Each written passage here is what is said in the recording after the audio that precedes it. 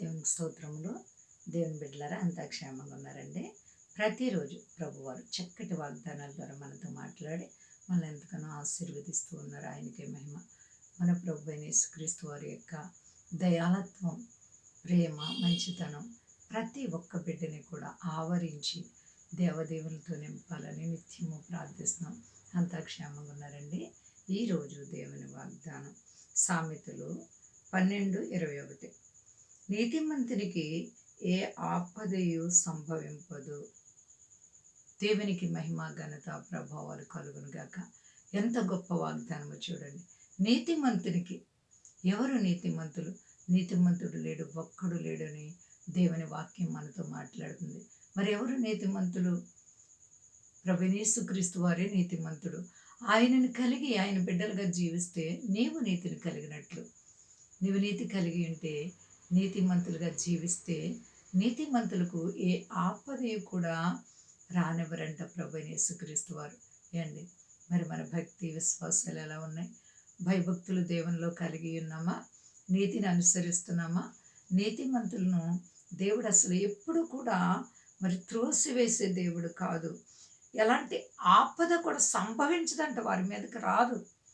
వారి మీదకి ఒకవేళ చిన్న చిన్న సమస్యలు, కష్టాలు, వ్యాధులు, బాధలు వచ్చినా దేవుడు నీతిమంతులను తప్పిస్తారు. యోబు విషయంలో చూస్తే ఎంతో భయంకరమైన పరిస్థితి వచ్చింది, కానీ మరి దేవుడు ఎంతగానో యోబుని ఆశీర్వదించారు, హెచ్చించారు. కాబట్టి ప్రియమైనటువంటి సహోదరి, సహోదర, నీవు నీతిని కలిగి ఉంటే నీ దేవుడు నిన్ను ఆశీర్వదించి హెచ్చిస్తారు.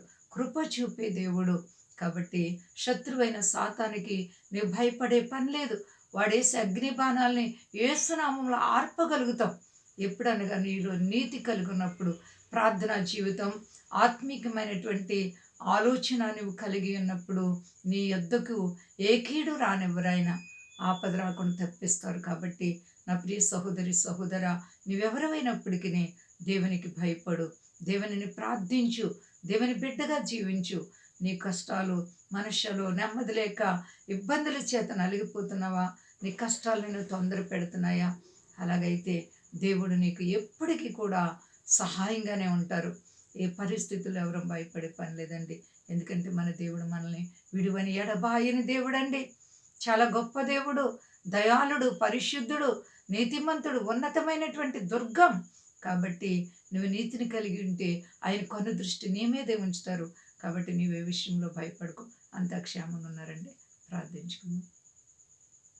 ప్రేమ నమ్మకమైన మా యేసయ్య గొప్ప దేవవును మా తండ్రి, నీతిని మేము కలిగి ఉంటే మాకు ఎలాంటి కీడు అపాయాలు సంభవించు ప్రభా. ఒకవేళ సమస్య వచ్చినా నీ నామాన్ని బట్టి విజయం ఇస్తావు ప్రభా. అబ్రహాము నీతిగా బ్రతికినప్పుడు అతనికి ఎన్నో అద్భుతమైన మేళ్లు చేసావు. అనేక మంది భక్తులు నీతిని కలిగినప్పుడు ప్రభా జల ప్రళయాల్లో తప్పించావు నోవాహుని. అలాగే అనేక మందికి అనేక కష్టాలు ఆదుకున్నావు దేవా. మేము కూడా నీతిని కలిగి నిన్ను ప్రేమిస్తే కీడు రాకుండా తప్పించే దేవుడు, మేళ్లతో నింపే దేవుడు. ఏ బిడ్డలైతే కష్టాలు ఉన్నారు విడిపించండి ప్రభా. మా దేశాన్ని, దేశ నాయకులను కాపాడి సర్వ ప్రజల్ని చల్లగా కాపాడి మహిమ పొందండి. శక్తి కలిసేనామని అడుగుతున్నాను తండ్రి. ఆమె అందరికీ వందనాలండి. మా కొరకు, పరిచయం కొరకు అందరూ ప్రార్థించండి. ప్రభువారు మిమ్మల్ని, మీ బిడ్డలు, మీ కుటుంబాలను దీవించి ఆశీర్వదించును గాక. ఆమె